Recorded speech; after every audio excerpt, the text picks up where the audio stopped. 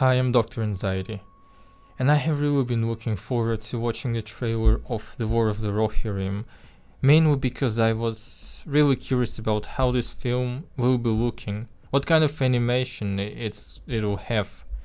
Kenji Kimayama, who is the director of this movie, previously he directed stuff like Blade Runner Black Lotus, Star Wars Visions, and the latest Ghost in the Shell movie, which was released on Netflix around 3 years ago in 2021.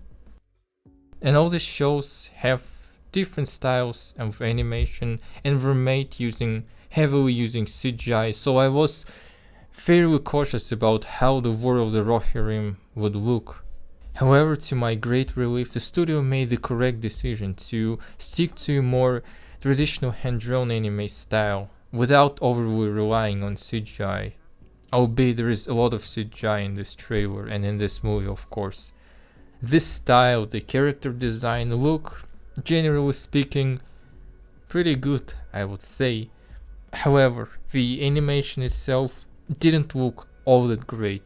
In some moments it totally felt like frames were missing from the trailer. With a relatively big budget, relatively big for anime production, of course.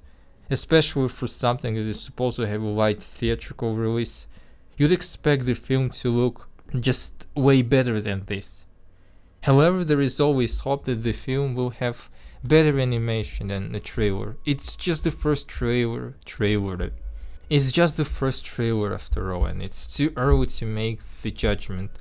But right now the animation doesn't really look great, and we have something to compare it to, of course.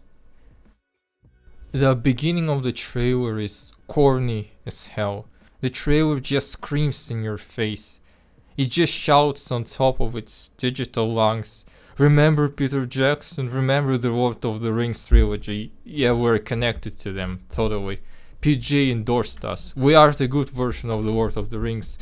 We're not Amazon's Rings of Power," which most people seem to completely hate, and there are objective reasons for hating the Rings of Power.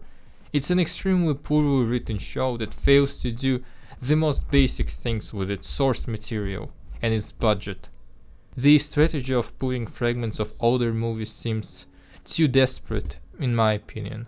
The Warner Bros. Just commanded us to disassociate the new film from the Rings of Power and think of Jackson's trilogy instead.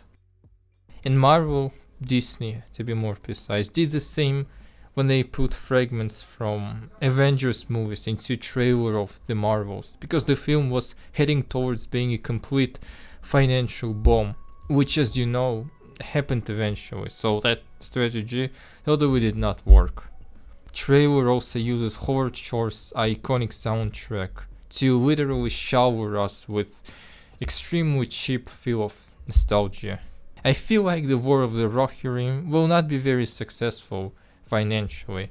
Its budget isn't too big, so it's really unlikely to bomb drastically like the Marvels. But it's hard to tell for which audience this film is even made.